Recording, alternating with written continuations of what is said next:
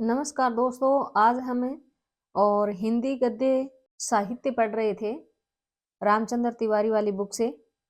उसमें हमने 3 क्लासें कर ली हैं। अब चौथी क्लास है जिसमें मैं आपका हमारे जो इजी थिंक के चैनल है उसमें स्वागत करती हूँ और सबसे पहले मैं माँ शारदे को नमन करती हूँ। तो चलिए हम पढ़ते हैं।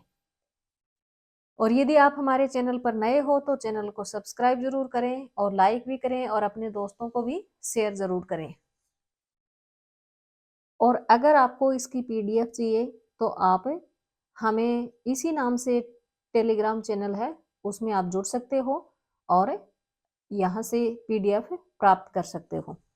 तो आज हम पढ़ेंगे पंडित प्रताप नारायण मिश्र 1856 से 1894 तक का इनका समय रहा है, क्योंकि हमने ये भारतेंदु मंडल के जो गद्य लेखक थे 4 उनके बारे में पढ़ रहे थे, तो उसमें से एक प्रताप नारायण मिश्र भी हैं। मिश्र जी का भाषा विषय का आदर्श लगभग वैसा ही था जैसा भारतेंदु का था। ये वेरी वेरी इंपॉर्टेंट है यहाँ से, क्योंकि जो प्रताप नारायण मिश्र और भारतेंदु हैं उनमें और अंतर पूछ लेंगे या समानता कौन सी है वो पूछ लेंगे। ऊपरी दृष्टि से दोनों में अधिक अंतर नहीं प्रतीत होता है, किंतु मिश्र जी की भाषा अधिक चलती हुई है।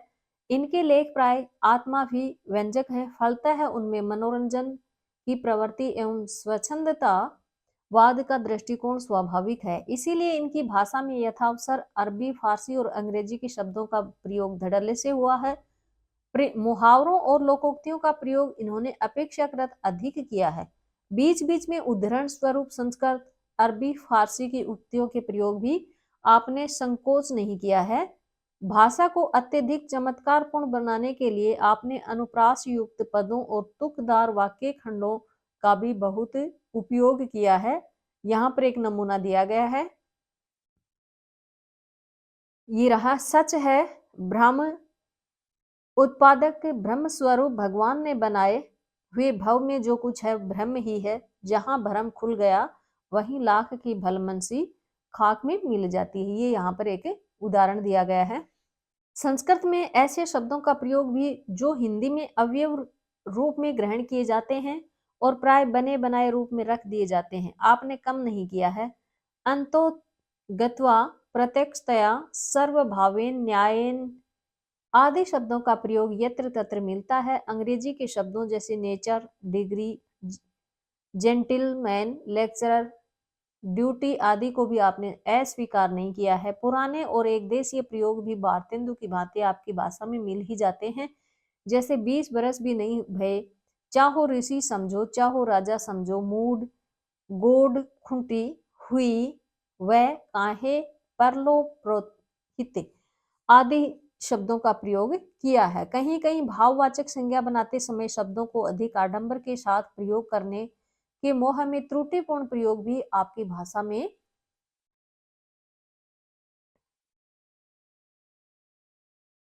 मिल जाते हैं। उदाहरणार्थ प्रबल से भाववाचक संज्ञा बनाते समय आपने प्राबल्यता कर दिया था। इस प्रकार की प्रवृत्ति भारतेंदु युग के कुछ अन्य लेखकों में भी देखी जा सकती है। स्वच्छंद और हास्य व्यंग्य प्रधान शैली से अलग न्याय, ममता, स्वतंत्रता जैसे अमूर्त विषयों पर विचार करते समय मिश्र जी की शैली अपेक्षाकृत गंभीर और संयमित हो गई है। यह आवश्यक है कि मिश्र जी ने पाठकों की मानसिकता का ध्यान बराबर रखा है। उपर्युक्त विशेषताओं के अतिरिक्त मिश्र जी की भाषा में सबसे बड़ी विशेषता ये मानी जाती है कि यह बोलचाल की भाषा के अधिक निकट है। रामविलास शर्मा के शब्दों में भारतेंदु युग के अन्य किसी लेखक ने अपनी लेखनी को जीव की तरह इतना नहीं चलाया। अन्य किसी लेखक ने पाठक से इतनी आत्मीयता से और इतनी ज्यादा बातचीत नहीं की है, और कोई भी लेखक अपनी भाषा को इतनी सरपट नहीं दौड़ा सका जितना Pratap Narayan Mishra. Very very important है ये पंक्ति देखकर पूछ लेंगे कि किसने कहा था, तो ये राम विलास शर्मा ने कहा। ठीक है, निश्चय ही उनकी सरपट दौड़ती हुई भाषा पाठक के मन पर छा जाती है। उनके गद्य का एक उदाहरण यहाँ पर दिया है, ये हमें नहीं पढ़ना है क्योंकि ये हमारे काम का नहीं है। सारांश यह है कि मिश्र जी का गद्य भी पूर्ण परिमार्जित एवं परिष्कृत नहीं कहा जा सकता। परिष्कार की यह कमी भारतेंदु युग के प्राय सभी लेखक जो गद्य लेखक हैं उनमें समान रूप से परिलक्षित होती है। वेरी इंपॉर्टेंट है ये पंक्ति। अब इसके बाद में है श्री बालकृष्ण भट्ट। इनका जो कार्यकाल वो क्या है 1844 से 1904, यानी ये जन्म हुआ था और ये मृत्यु हुई थी इनकी। ये वेरी वेरी इंपॉर्टेंट है, इनके ऊपर भी प्रश्न पूछा जाता है। भट्ट जी ने मिश्र जी की अपेक्षा अधिक शिष्ट भाषा लिखने की चेष्टा की है। विषय के अनुकूल इनकी भाषा का स्वरूप बदलता रहा है। भट्ट जी अपने समय के सर्वाधिक प्रगतिशील और यथार्थवादी लेखक थे। वैज्ञानिक प्रगति से पूरी तरह परिचित थे, इसीलिए उन्होंने अनेक साहित्यिक वैज्ञानिक विषयों का गंभीर विवेचन भी किया है। साहित्य को जन समूह के हृदय का विकास मानने वाले भट्ट जी अपने समय की सीमा से बहुत आगे थे। गंभीर विषयों पर लिखते समय वे अत्यंत संयमित और सुविचारित गद्य भी लिखते थे, किंतु भाषा के संबंध में उनका दृष्टिकोण उदार है। अपने भाषा विषयक दृष्टिकोण प्रकट करते हुए उन्होंने लिखा कि बहुत से लोगों का मत है कि हम लिखने पढ़ने की भाषा से यौनिक शब्दों को बीन बीन कर अलग करते रहे। कलकत्ता मुंबई के कुछ पत्र ऐसा करने का यत्न भी कर रहे हैं, किंतु ऐसा करने से हमारी हिंदी बढ़ेगी नहीं, वर्णन दिन दिन संकुचित होती जाएगी। भाषा के विस्तार का सदा ये क्रम रहा है, किसी भी देश के शब्दों को हम अपनी भाषा में मिलाते जाएं और उसे याद करते रहें, अपना करते रहें। इसीलिए उन्होंने अंग्रेजी से पर्याप्त संख्या में शब्द ग्रहण किए हैं। अप्रचलित अंग्रेजी शब्दों का उन्होंने पर्याय भी दिया है। Circulation, philosophy, cause, education, export, relief, social, conference आदि इसी प्रकार के शब्द हैं। इसी न्याय से आपने अरबी फारसी के जरूर, गरूर, मजूर, गरीब, फकीर, अमीर, आजिज, इश्क, कायम, कामयाब, जुनून, मकसद आदि शब्दों को भी बिना किसी हिचक से स्वीकार किया है। मुहावरों और लोकोक्तियों से अधिकाधिक प्रयोग की प्रवृत्ति इनमें थी। ये वेरी वेरी इंपॉर्टेंट है। ये जो बालकृष्ण भट्ट हैं उनके बारे में बताया गया है। बीच बीच में संस्कृत से उद्धरण देने के भी आप आदी हैं। कुछ निबंधों को भी आपने मिश्र जी की ही भांति केवल मुहावरों के चमत्कार प्रदर्शन के लिए लिखा है। भट्ट जी की प्रारंभिक कृतियों में तुक्केदार वाक्यांशों की झलक मिलती है, किंतु भाषा की प्रौढ़ता के साथ साथ ये प्रवृत्ति समाप्त होती गई। और यहाँ पर एक उदाहरण दिया है, ये हमें नहीं पढ़ना है। पुराने और बने बनाए संस्कृत के शब्दों का प्रयोग आपकी भाषा में भी खूब मिलता है। किमपि निश्चितमेव अंततो गत्वा देवात् आदि प्रयोग आपकी कृतियों में स्थल स्थल पर मिलते हैं। व्याकरण संबंधी अशुद्धियां भी आपकी भाषा में कम नहीं है। स्वामी दयानंद ने इसकी चेष्टा किया है। हमारा समाज जर्जरित होता जाता है। भूतपूर्व यहाँ के योगी और संयमी अपनी दमन शक्ति और उपदेश से पृथ्वी पर भर के लोगों को आमंत्रित किया करते थे। इस प्रकार के वाक्य भी आपकी भाषा में देखे जा सकते हैं। बड़े बड़े वाक्य बनाने की प्रवृत्ति भी आप में थी। वेरी इंपॉर्टेंट है, ये विशेषताओं में पूछ लेंगे आपसे। कदाचित इसीलिए वाक्यों में कहीं कहीं शिथिलता आ गई है। व्याकरण संबंधी छोटी मोटी भूलों के अतिरिक्त पूर्वी प्रयोग भी आपकी भाषा में मिलते हैं। समझा बुझाकर के स्थान पर समझाए बुझाए आप बिना संकोच लिख जाते हैं। आपकी भाषा का एक नमूना यहाँ पर दिया गया है। ये हमें नहीं पढ़ना है, ये हमारे काम का नहीं है। अब है बद्री नारायण चौधरी प्रेम घन। वेरी वेरी इंपॉर्टेंट है ये, यहाँ से भी प्रश्न पूछे जाते हैं। चौधरी जी का जो समय है वो क्या है 1855 और 1923 तक। तो ये देखिए यहाँ पर इनका जो जन्म और मृत्यु है ये भी इंपॉर्टेंट है, क्योंकि यहाँ से प्रश्न पूछे जाते हैं। चौधरी जी का भाषा विषयक आदर्श मिश्र व भट्ट जी से थोड़ा भिन्न था। अरबी, फारसी या अंग्रेजी शब्दों के प्रयोग के पक्ष में आप नहीं थे। आप केवल तत्सम और तद्भव शब्दों के प्रयोग में ही भाषा सौंदर्य देखते थे। भाषा विषयक अपना यह दृष्टिकोण आपने स्पष्ट भी कर दिया है और आप लिखते हैं, अधिकांश हिंदी के उन सुलेखकों के लेखों में जो संस्कृत के भी पंडित हैं अपनी सरस नागरी भाषा को विशुद्ध हिंदी के सरल और संस्कृत के मनोहर शब्दों से सुसज्जित करने के स्थान पर उर्दू अर्थात फारसी अरबी के कठिन दुर्बोध शुद्ध जो प्राय बेढंगे रीति पर आकर न केवल उस प्रबंध की शोभा का ह्रास करते वरंच उर्दू पठित पाठकों को रचयिता के अनुचित साहस पर उपहार का अवसर देते, न उसकी अभिज्ञता प्रमाणित कर देते हैं अवश्य है।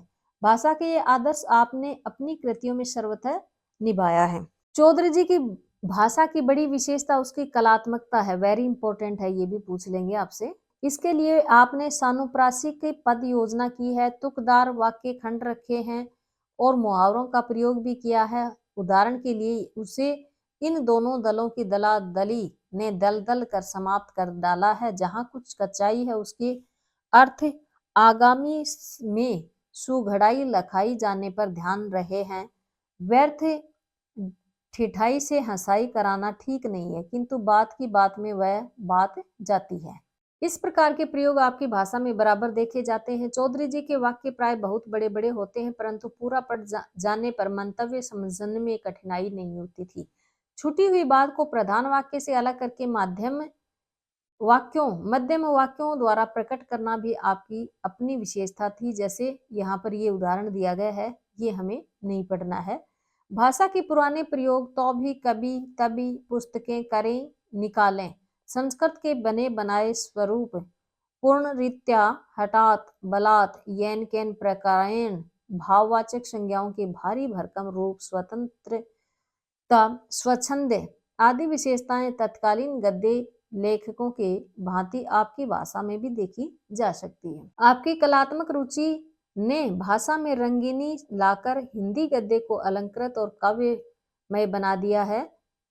यहाँ तक कि आनंद कादिमिनी, ये इनकी जो बद्रीनारायण जी हैं, इनकी एक समाचार पत्र है, वेरी इंपॉर्टेंट है ये, इसी रंगीन गद्य में ही छपते हैं। आपकी भाषा का एक सुंदर उदाहरण यहाँ पर दिया है, ये हमें नहीं पढ़ना है। ठाकुर जगमोहन सिंह, इनका जो कार्यकाल यानी जन्म तो कब हुआ था, 1857 में, और मृत्यु होती है 1899 में। ठाकुर साहब की भाषा के विषय में आचार्य शुक्ल का ये कथन ध्यान देने योग्य है कि ठाकुर जगमोहन सिंह की शैली शब्द शोधन और अनुप्रास की प्रवृत्ति के कारण चौधरी बद्रीनारायण जैसी शैली से मिलती जुलती है, पर उसमें लंबे लंबे वाक्यों की जटिलता नहीं पाई गई है। इसके अतिरिक्त उनकी भाषा में जीवन की मधुर भारतीय रंग स्थलियों को मार्मिक ढंग से हृदय में जमाने वाले प्यारे शब्दों का चयन अपनी अलग विशेषता रखता है। यहाँ पर एक ये उदाहरण दिया गया है जो कि हमें नहीं पढ़ना है क्योंकि यहाँ से प्रश्न नहीं आएगा। अब है बाल मुकुंद गुप्त, वेरी वेरी इंपॉर्टेंट है ये, और यहाँ से प्रश्न बहुत बार आता है, बहुत बार क्या, हर एक एग्जाम में ही आता है, पूछा जाता है। बाल मुकुंद गुप्त का जन्म हुआ है 1865 में और निधन हुआ है 1907 में। भारतेंदु की परंपरा को आगे बढ़ाने वाले गद्य लेखकों में बाबू बाल मुकुंद गुप्त का स्थान विशिष्ट और महत्वपूर्ण है। गुप्त जी को भारतेंदु एवं द्विवेदी युग को जोड़ने वाली कड़ी के रूप में देखा जाता है, वेरी वेरी इंपॉर्टेंट है। यानी भारतेंदु की जो परंपरा थी उसको आगे बढ़ाने में गद्य लेखकों में बाल मुकुंद गुप्त का महत्वपूर्ण स्थान रहा है। और गुप्त जी यानी भारतेंदु और द्विवेदी युग है उसको जोड़ने वाली कड़ी के रूप में किसको देखा जाता है, तो गुप्त जी को देखा जाता है। हिंदी गद्य के परिमार्जन में आपका बहुत बड़ा योगदान है। आचार्य हजारी प्रसाद द्विवेदी से अनस्थिरता शब्द के प्रयोग को लेकर आपने जो विवाद खड़ा किया है उसका ऐतिहासिक महत्व है, वेरी वेरी इंपॉर्टेंट है। ये पंक्ति बहुत बार पूछी जा चुकी है एग्जाम में कि हजारी प्रसाद द्विवेदी के साथ बाल मुकुंद गुप्त है, उसके साथ यानी दोनों में किस शब्द को लेकर मतभेद हुआ था, तो वो कौन सा शब्द था, अनस्थिरता, ये वाला शब्द था। इस विवाद के बाद हिंदी गद्य लेखक में अधिक सावधानी बरती जाने लगी। हिंदी गद्य शैली को व्यवहारिक, चुस्त, चुटीली, ओजस्वी, व्यंग्यपूर्ण तथा प्रवाहमयी बनाने में आपको सर्वाधिक सफलता प्राप्त हुई है। आप उर्दू से हिंदी में आए हैं, इसीलिए उर्दू की बारीकियों का हिंदी में सहज प्रवेश आपके माध्यम से हुआ है। आपके तर्कों से आचार्य द्विवेदी जी भी तिलमिला गए थे। आपके गद्य में ओजस्विता एवं प्रखरता है, वेरी इंपॉर्टेंट है, ये विशेषता हो गई है इनकी। कहीं कहीं तो आपके वाक्य द्विवेदी जी के वाक्यों से अधिक चुस्त हैं। सामान्यतः आपकी भाषा हिंदी उर्दू मिश्रित है, किंतु अनावश्यक एवं प्रचलित अप्रचलित उर्दू शब्दों का प्रयोग आपने नहीं किया है। आपने मुहावरों और कहावतों के समावेश से अपने वाक्यों को अधिक चुस्त बना दिया है। यथास्थान अंग्रेजी के प्रचलित शब्दों को आपने निसंकोच प्रयुक्त किया है। Lord duty, government, black hole, memorial, university, chancellor, resolution, association, citizen आदि शब्द आपकी भाषा में बिखरे हुए मिल जाते हैं। आपके चुस्त प्रखर और फटकार गर्भित गद्य है, उसका एक नमूना यहाँ पर दिया गया है। ये भला तो ये हमें नहीं पढ़ना है। वस्तुतः गुप्त जी ने हिंदी गद्य को अपनी अन्य देशभक्ति और प्रखर राष्ट्रीय चेतना की आभा से दीप्त कर दिया है। उनका गद्य भारतीय जनता के स्वाभिमान और तेज का मूर्त रूप है। अब ये यहाँ पर जो निष्कर्ष दिया है ना, ये वाला बहुत इंपॉर्टेंट है, इसको आप नोट डाउन कर लेना अपने नोट्सों में, क्योंकि यहाँ से प्रश्न पूछा जाता है। और ये यहाँ से 2-3 प्रश्न आपको इसी से मिल जाएंगे, निष्कर्ष से। और अभी जितना हमने पढ़ा है ना, उसमें से आपको कम से कम 10 क्वेश्चन और हर एक एग्जाम में मिल जाएंगे। तो इसीलिए इसे जो वीडियो है इसको पूरा जरूर देखना। अब हम बात करते हैं निष्कर्ष की। भारतेंदु युग के पूरे गद्य साहित्य को ध्यान में रखकर जो विचार ऊपर व्यक्त किए गए हैं, उनके आधार पर निम्नलिखित तथ्यों का उद्घाटन होता है। पहला क्या है? भारतेंदु युग के सभी गद्य लेखक हिंदी की परंपरागत मूल प्रवृत्ति को पहचानते हैं। वेरी वेरी इंपॉर्टेंट है ये। भाषा का स्वरूप व्याकरण सम्मत होने लगा था, किंतु ब्रज भाषा और कहीं कहीं पूर्वी बोली का प्रभाव भी बना हुआ था। 2-1 को छोड़कर अधिकांश गद्य लेखक आवश्यकता अनुसार अरबी, फारसी तथा अंग्रेजी से शब्द ग्रहण करने में संकोच नहीं करते थे। हिंदी गद्य में मुहावरों का प्रयोग खूब होने लगा था। ये भी वेरी वेरी इंपॉर्टेंट है ये सारे। 5वां है, अधिकांश लेखकों में तुकदार वाक्यांशों की योजना की प्रवृत्ति अब भी कार्य कर रही है। 6 है, भाववाचक संज्ञाओं का सरल रूप प्रस्तुत न करके अधिकांश गद्य लेखक उनके भारी भरकम रूप को उपस्थित करते हैं। फिर 7वां है, गद्य में काव्यत्व की वृद्धि होने लगी थी। 8वां है, अन्य भाषाओं से शब्द ग्रहण करने तथा जीवन के बहुविध अनुभवों को व्यक्त करने के कारण अब हिंदी का स्वरूप बहुत कुछ व्यवहारिक होने लगा था और उसकी शक्ति भी बढ़ने लगी थी। अगला है, उर्दू वालों की ओर से हिंदी का विरोध अब भी चल रहा था। अगला है, शैली की दृष्टि से हिंदी गद्य बहुत कुछ बोलचाल की शैली और भाषण शैली से अधिक प्रभावित हो रहा था। फिर है, भारतेंदु को आदर्श मानने के बावजूद अभी भी हिंदी गद्य में एक रूपता का अभाव था और प्रत्येक लेखक अपनी इच्छा से परिचालित होकर लिखना चाहता था।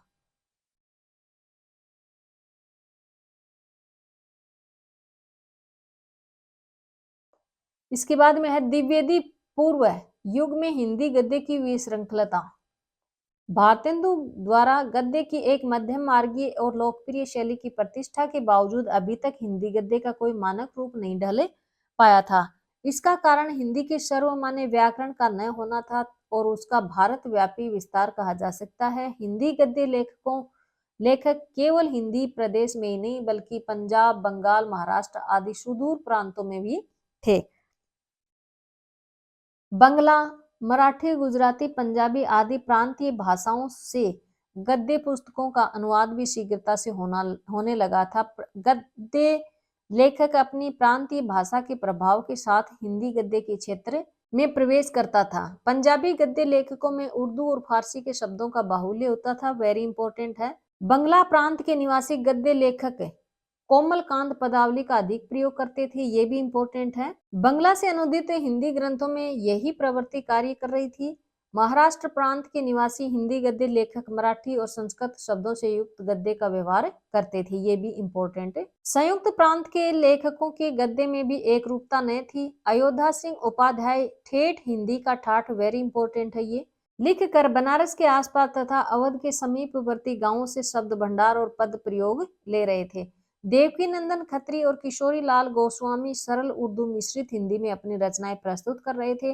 लज्जाराम मेहता ब्रज की बोलचाल की भाषा मिलाकर सरल हिंदी का प्रयोग कर रहे थे। काशी के कुछ पंडित हिंदी में संस्कृत के तत्सम जो शब्द हैं उनको अधिक से अधिक भर देने का प्रयत्न कर रहे थे। व्याकरण की स्थिति और भी डावाडोल होती रही। अच्छे से अच्छा लेखक भी व्याकरण की सामान्य भूलें करता था। वह प्रेम सलील में उसने स्वार्थ को बहा दिया है। पशु और पक्षियों ने रात्रि का आगमन जान अपने अपने स्व स्थान को गमन किया है। इस प्रकार के प्रयोग इस समय की रचनाओं में बराबर देखे जा सकते हैं। हिंदी गद्य की इसी अव्यवस्थित स्थिति में पंडित महावीर प्रसाद द्विवेदी का शुभागमन हुआ था। वेरी इंपॉर्टेंट है। और ये जो पंडित महावीर प्रसाद द्विवेदी हैं, इनका कार्यकाल क्या है? 1864 में इनका जन्म होता है और 1938 में इनका निधन होता है। और यहाँ से प्रश्न बहुत बार पूछा जा चुका है, हर एग्जाम में पूछते हैं, तो ये इम्पोर्टेंट है हमारे लिए। हिंदी गद्य के निर्माण में द्विवेदी जी के ऋण को स्वीकार करते हुए आचार्य शुक्ल कहते हैं, पर जो कुछ हुआ वही बहुत हुआ और उसके लिए हमारा हिंदी साहित्य पंडित महावीर प्रसाद द्विवेदी का सदा ऋणी रहेगा। ये पंक्ति देकर पूछ लेंगे कि ये किसकी है और किसके बारे में कही गई है, तो ये शुक्ल की है और जो हमारे महावीर प्रसाद द्विवेदी हैं उनके बारे में कही गई है। व्याकरण की शुद्धता और भाषा की सफाई के प्रवर्तक द्विवेदी जी ही हैं। ये भी इंपॉर्टेंट है पंक्ति।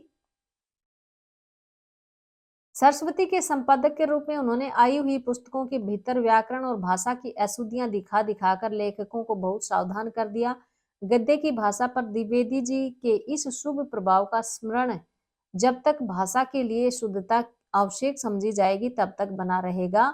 आचार्य हजारी प्रसाद द्विवेदी ने भाषा की अस्थिरता की ओर लेखकों का ध्यान आकर्षित किया था। वेरी इंपॉर्टेंट है ये। विराम चिन्हों के प्रयोग तथा लेखों को पैराबद्ध करने की आवश्यकता पर बल दिया गए। उन्होंने प्रांतज शब्दों के स्थान पर व्यापक स्वीकृत वाले शब्दों का प्रयोग किया और अश्लील शब्दों के प्रयोग का घोर विरोध किया और हिंदी गद्य को सरल तथा कहानी कहने के ढंग से में ढालकर एक निश्चित रूप देने की चेष्टा की है। ये वेरी वेरी इंपॉर्टेंट है, यहां से प्रश्न बन सकता है।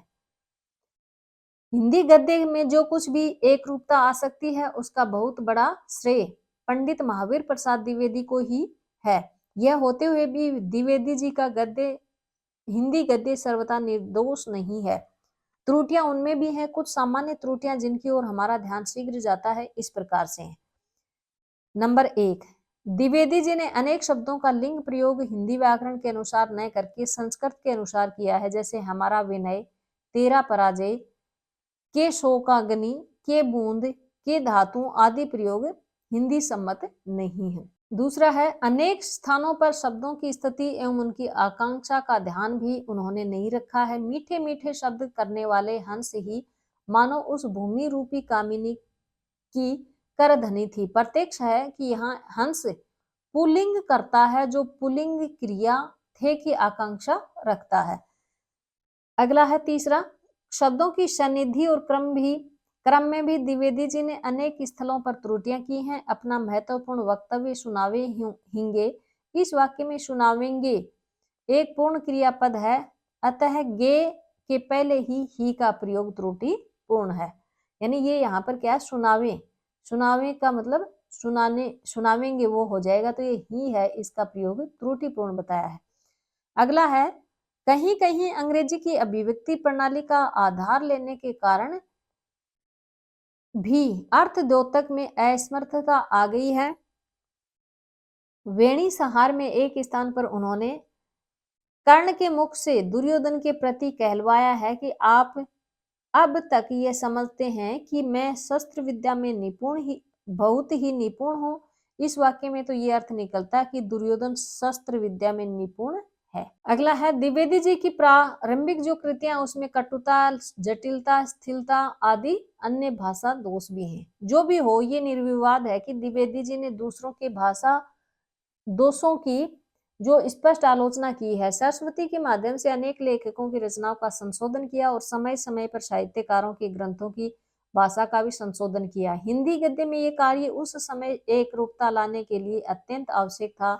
यह कार्य द्विवेदी जी द्वारा जैसे कर्मठ विद्वान ही कर सकता था। द्विवेदी जी के प्रवृत्ति कृतियों में क्रमशः भाषा प्रौढ़ होती गई और प्रारंभिक दोष मिटते गए। ये भी इंपॉर्टेंट है। फिर है प्रौढ़ता परिमार्जन और शैली विकास का युग।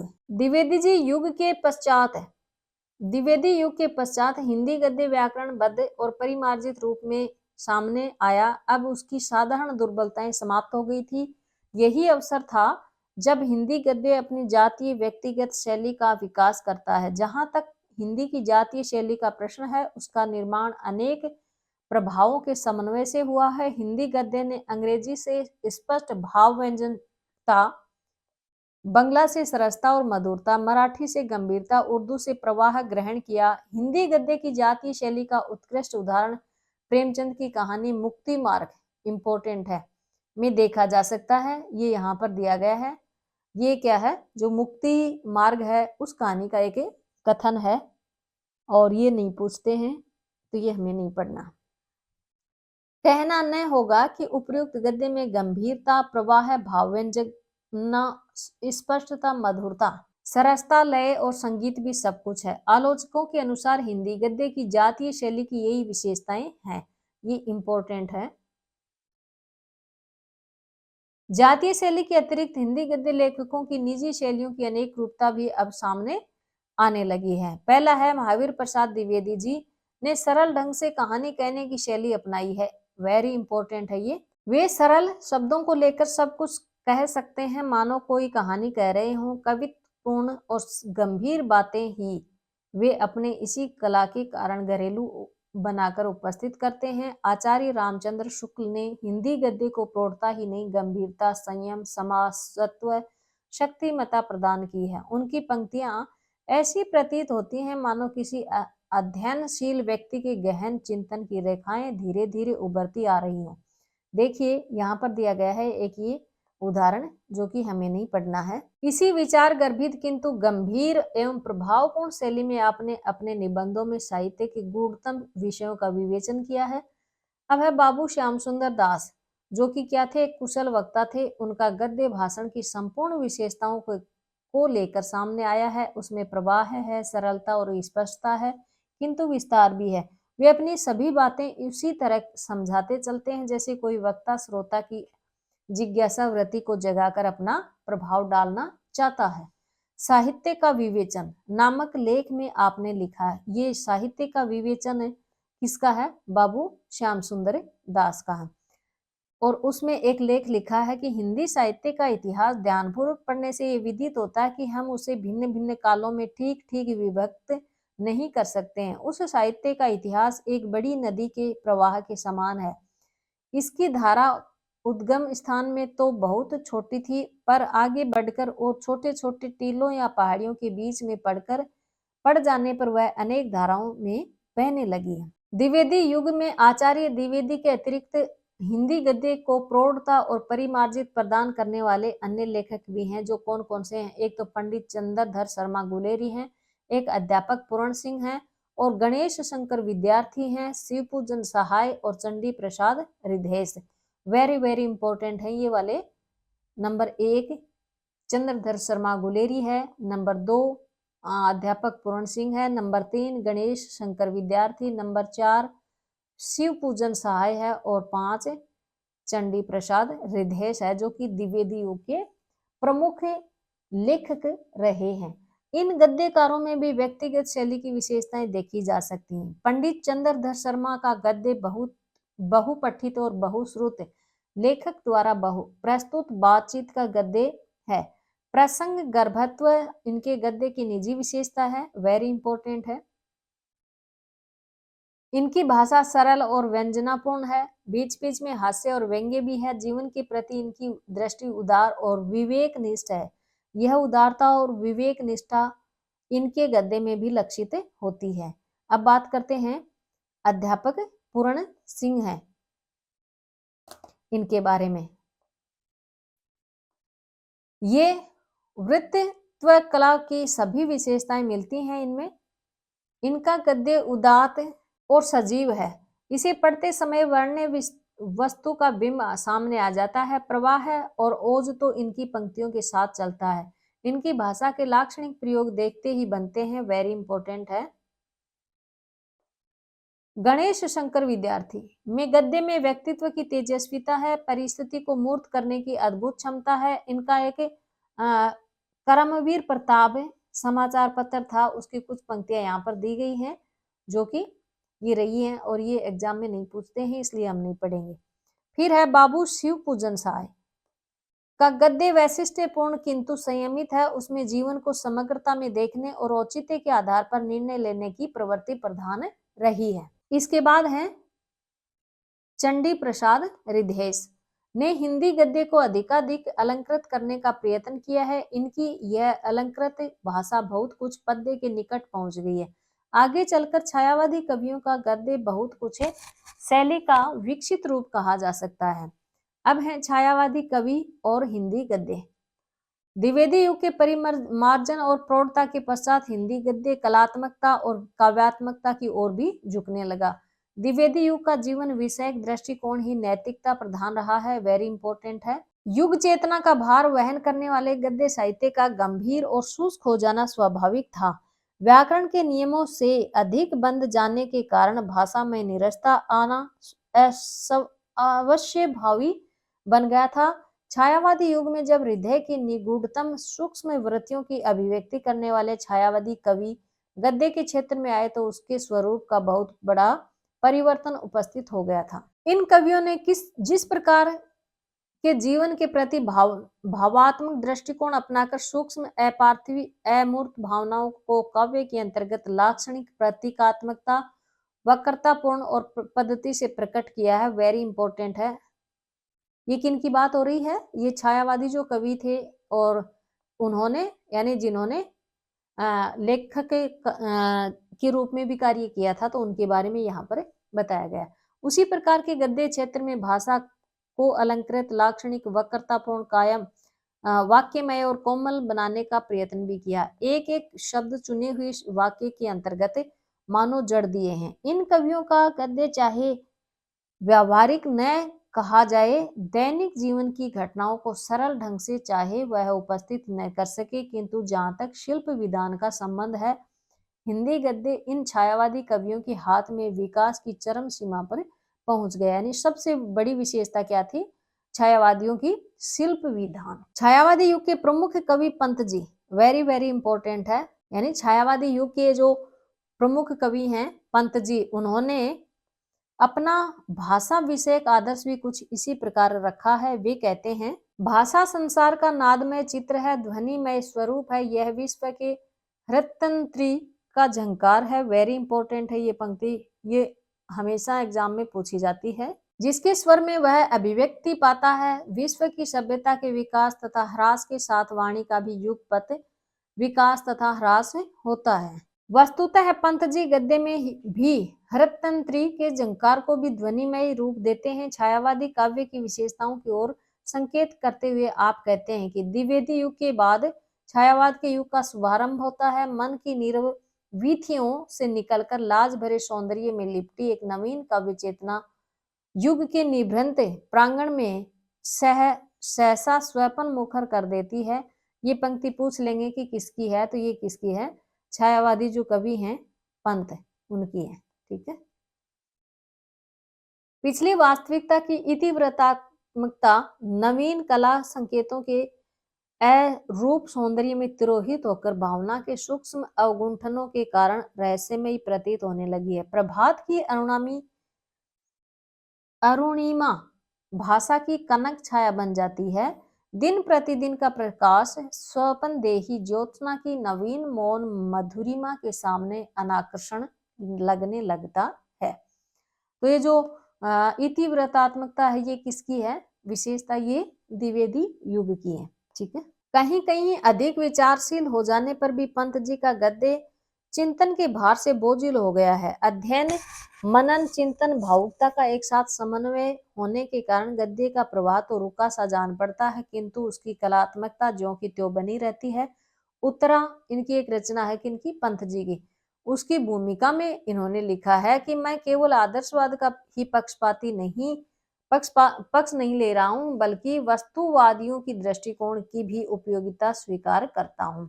वास्तव में आदर्शवाद, वस्तुवाद, जड़ चेतन, पूर्व पश्चिम आदि शब्द उस युग चेतना के प्रतीक अथवा उस सभ्यता के विरोधाभास है जिसका संचरण वर्त अब समाप्त हो गया है। वेरी इंपॉर्टेंट है। ये पंक्ति देकर पूछ लेंगे कि ये किसकी भूमिका में कहा गया, तो ये उत्तरा की भूमिका में कहा गया है।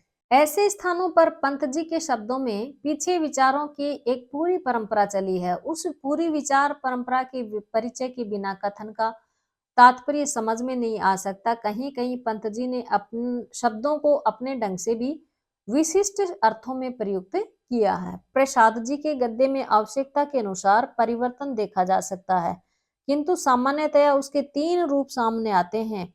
साधारण व्यक्तियों के जीवन से संबद्ध छोटी कहानियों की भाषा सरल है, वाक्य छोटे छोटे हैं, शब्द भी नित्य प्रति के व्यवहार में आने वाले रखे गए हैं, किंतु ऐतिहासिक और अतीत से संबद्ध जो कहानियां उनमें गद्य काव्यमय हो गया है। भाषा तत्सम हो गई है, वाक्य कहीं छोटे हैं, कहीं बहुत बड़े हो गए हैं। विशेषता ये है कि कहीं भी प्रवाह में कमी नहीं पड़ती। यहाँ एक उदाहरण दिया गया है। क्षितिज में नील जलधि और व्योम का चुंबन हो रहा है, शांत प्रदेश में शोभा की लहरियां उठ रही हैं, गोधूली का करुण प्रतिबिंब बेला की बालुकामयी भूमि पर दिगंत की प्रतीक्षा का आह्वान कर रहा है। प्रसाद जी ने अपने नाटकों में भी इसी प्रकार की भाषा का प्रयोग किया है, जिसके लिए आचार्य शुक्ल ने कहा है कि इसके कथोपकथन कई स्थलों पर नाटकीय न होकर वर्तमान गद्य काव्य के खंड हो गए हैं। वेरी वेरी इंपॉर्टेंट है। ये शुक्ल का कथन है और किसके बारे में कहा है? प्रसाद जी के बारे में कहा है। और क्या कहा है कि इसके कथोपकथन कई स्थलों पर नाटकीय न होकर वर्तमान गद्य काव्य के खंड हो गए हैं। ठीक है, तो ये याद रखना, वेरी वेरी इंपॉर्टेंट है ये। विचारात्मक निबंधों में प्रसाद जी की भाषा का तीसरा रूप दृष्टिगत होता है। प्रत्येक पंक्ति विचारों के भार में दबी हुई है। शब्द विन्यास तत्सम है, वाक्य कहीं छोटे हैं, कहीं बड़े हैं, बीच बीच में संस्कृत के उद्धरण देकर अपने कथनों की पुष्टि की गई है। गहन विचार श्रृंखला के भीतर कहीं कहीं काव्यात्मकता भी झांक रहे हैं। शब्दों को प्राय उनके मूल अर्थ में प्रयुक्त किया गया है। यथावसर अंग्रेजी विचारों को सामने लाने के लिए वाक्य अंग्रेजी में रख दिए गए हैं। अध्ययन के साथ साथ अन्वेषण की प्रवृत्ति की भी प्रधानता के कारण शब्दों और वाक्यों में एक विचित्र प्रकार की गरिमा आ गई है। एक उदाहरण यहाँ अप्रासंगिक न होगा कि ये उदाहरण दे रखा है, ये हमें याद नहीं करना है, यहाँ से प्रश्न नहीं बनेगा। छायावादी गद्यकारों में Nirala ji, very very important है निराला जी। इनकी भाषा काव्यात्मकता और कलात्मकता को लिए हुए भी प्रसाद और पंत से थोड़ी भिन्न है। ये वेरी इंपॉर्टेंट है। उनका शब्द भंडार इस दृष्टि से अधिक व्यापक है कि वे आवश्यकता अनुसार अंग्रेजी और उर्दू के शब्दों का प्रयोग भी धड़ल्ले से करते हैं। वातावरण के अनुसार ग्रामीण शब्दों को ज्यों का त्यों ले लेने में भी वे नहीं हिचकते हैं। प्रयोग, वक्रता, कलात्मकता, काव्यात्मकता इनके गद्य में भी कम नहीं है। अनेक स्थानों पर इनका गद्य भी महादेवी की भांति अलंकृत हो गया है। शब्द चित्रों द्वारा दृश्यों को मूर्त करने की आप में अद्भुत क्षमता है। शब्द चयन की दृष्टि से छायावादी लेखकों में निराला जैसा व्यापक दृष्टिकोण कदाचित अन्य किसी का नहीं है। आपकी काव्यात्मक अलंकृत भाषा का एक उदाहरण दिया है यहाँ पर, ये वाला, ये हमें नहीं पढ़ना है। इन काव्यात्मक भाषा में वाक्य प्राय बड़े बड़े हो गए हैं और विचार सूत्र भी कहीं कहीं उलझ गए हैं।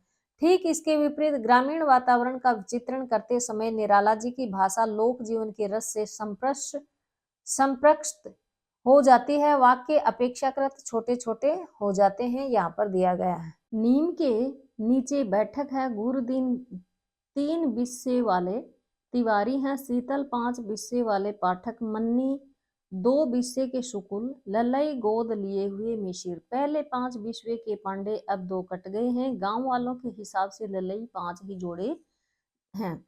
सब हल जोतते हैं और श्रद्धा पूर्वक धर्म की रक्षा करते हैं। ये वाला यहाँ पर पंक्ति दी गई है। आरंभ में निराला जी के गद्य में स्वच्छंदता एवं भावनिष्ठ तरलता है, किंतु वह जीवन की ऊंची नीची स्थितियों से टकराता हुआ यथार्थ धर्मी होता गया है। निराला के निकट सहयोगी मतवाला मंडल के समर्थक लेखक बेचन शर्मा उग्र, वेरी इंपॉर्टेंट है कि निराला हैं, उनके सहयोगी मतवाला मंडल के समर्थक लेखक कौन है? वेचन शर्मा उग्र। अपनी अलग पहचान और महत्व रखता है। इसमें आवेग, प्रगल्भता, व्यंग्य, प्रखरता, ओजस्विता और प्रवाहमयता के साथ ही पाखंड खंडिनी उग्रता के दर्शन होते हैं। संयम की सभी दीवारें तोड़ता हुआ इनका यह गद्य उग्रता का पर्याय बन गया है। अब बात करते हैं महादेवी वर्मा के बारे में। तो ये महादेव वर्मा है, इनके बारे में हम पढ़ेंगे। छायावादी युग की सुप्रसिद्ध कवयित्री महादेव वर्मा का गद्य भावों और विचारों के सम्मिश्रण का विशिष्ट उदाहरण है। श्रृंखला की कड़ियां जो कि इनका एक रचना है, और उसकी भूमिका में जो महादेव वर्मा है उन्होंने लिखा है कि विचार के क्षणों में मुझे गद्य लिखना ही अच्छा लगता है, क्योंकि उसमें अपनी अनुभूति ही नहीं, बाह्य परिस्थितियों के विश्लेषण के लिए भी पर्याप्त अवकाश रहता है। ये वेरी वेरी इंपॉर्टेंट है, यहाँ से प्रश्न पूछ सकते हैं। ठीक है। वस्तुतः महादेवी का गद्य उनके विचारशील व्यक्तित्व को प्रकट करने में पूर्ण सफल रहा है। एक एक शब्द चुन चुनकर वाक्यों में पिरोए हुए रहते हैं। भाषा तत्सम प्रधान है, ये भी याद रखना। जो महादेव वर्मा है उनकी भाषा कैसी है? तत्सम प्रधान है। आदि से अंत तक एक ही प्रकार का प्रवाह है, दृष्टिगत होता है, कहीं भी किसी प्रकार की शिथिलता के दर्शन नहीं होते हैं। प्रयोग, वक्रता, सूक्ष्मता, अलंकरण, काव्यात्मकता तथा लाक्षणिकता आदि सभी विशेषताएं आपके गद्य में देखी जाती हैं। विवेचन एवं विचार के जगत से निकलकर जहां आप चित्र के संसार में प्रवेश करती हैं, वहां आपका गद्य और भी अलंकृत होता जाता है। उसमें काव्यात्मकता अधिक आ जाती है, किंतु कहीं भी निर्झर के प्रवाह की भांति हृदय से सीधे फूटकर आपकी भाषा प्रवाहित होती हुई नहीं प्रतीत होती। उस गद्य पर संयम, शालीनता, गरिमा, अलंकरण की छाप लग जाती है। उनके विचार प्रधान गद्य का एक यहाँ पर उदाहरण दिया है। ये हमें नहीं पढ़ना है क्योंकि ये एग्जाम में नहीं पूछा जाता है। गूढ़ विषयों के विवेचन से अलग होकर जहां महादेवी ने सामान्य जीवन के सजीव रेखा चित्र उपस्थित किए हैं, वहां उनकी भाषा अधिक व्यावहारिक हो गई है। तत्सम प्रयोगों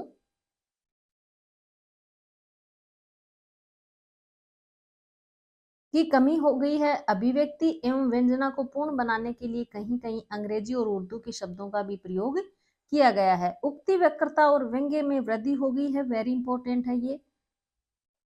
मूर्त की व्यंजना के लिए अमूर्त, अप्रस्तुत विधान की कला यहाँ भी देखने को मिलती है, ये भी इंपॉर्टेंट है। ये जो महादेव वर्मा है उनकी जो विशेषताएं हैं उनमें प्रश्न बन जाएंगे। तो ये मूर्त की व्यंजना के लिए अमूर्त, अप्रस्तुत विधान की कला यहाँ भी देखी जा सकती है। शब्द मिलाकर भाषा अधिक सजीव हो गई है। काव्यात्मकता का आंतरिक स्पर्श तो उनके गद्य में सदैव ही बना रहा है। यहाँ पर ये उदाहरण दिया है। रधिया को मूर्तिमती दीनता कहना चाहिए। किसी पुरानी धोती की मैली कोर फाड़कर कसे हुए रूखे उलझे बाल पर्व त्योहार पर काली मिट्टी से बाल धो भले ही लिए जाएं, पर उन्हें कड़वे तेल की चिकनाहट से भी अपरिचित रहना पड़ता है। धोती और उसके किनारे को धूल एकाकार कर देती है। उस पर उसकी जर्जरता इतनी बड़ी चढ़ी है कि घूंघट खींचने पर किनारी ही उंगलियों के साथ नाक तक खींची चली आ रही है। तो ये आज हमने पढ़ा है। और यदि आप हमारे चैनल पर नए हो तो चैनल को सब्सक्राइब जरूर करें और लाइक करें, शेयर करें। और आपको ये वीडियो कैसा लगा ये आप हमें कमेंट बॉक्स में कमेंट करके ज़रूर बताएं। और यदि इसकी PDF चाहिए तो आपको आप इसी नाम से, इजी थिंक के नाम से, और हमारा टेलीग्राम ग्रुप है उसका लिंक डिस्क्रिप्शन बॉक्स में दिया हुआ है, तो उसको आप ज्वाइन कर सकते हो। धन्यवाद।